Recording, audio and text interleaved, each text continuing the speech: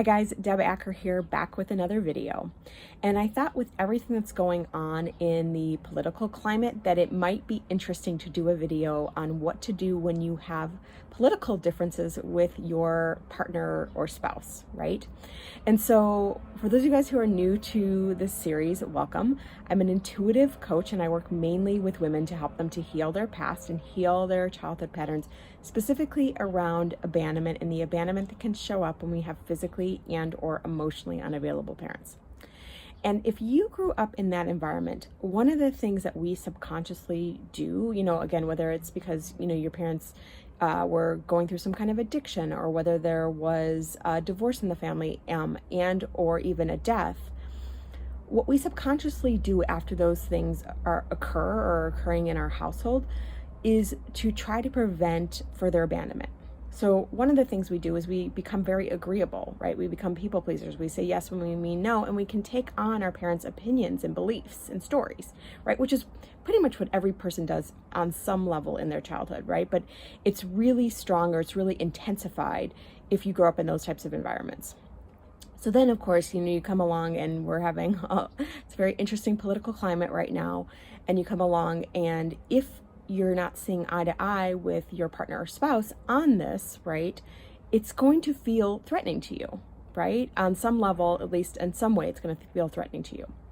So what do we do when we have those differences, and how do we work through those?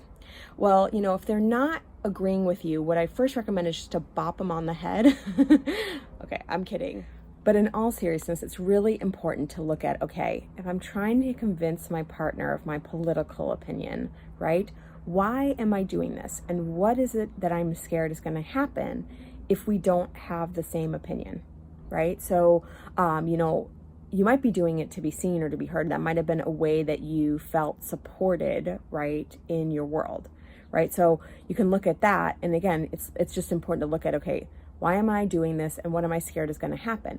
And again, if you grew up in the environment of some kind of abandonment, so much of the time you're trying to prevent that abandonment from happening again.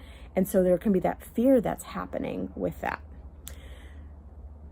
Another thing that can really, really help with this is to start to have compassion, for the little boy or little girl that lives inside of your partner, right? That just is doing the best they can, that learn certain things that are making them vote one way or another, right? Like the older generation, right? One of the things is that safety was really, really important to them, and especially financial safety, right? So again, depending on how your partner or your spouse is voting, being able to see them with compassion, see the little kid that lives inside of them that just learned certain things that now they are applying in their everyday world, all of that is so, so, so important. The last piece of this that's really important to look at that I'm going to talk about today is just more than who they are voting for.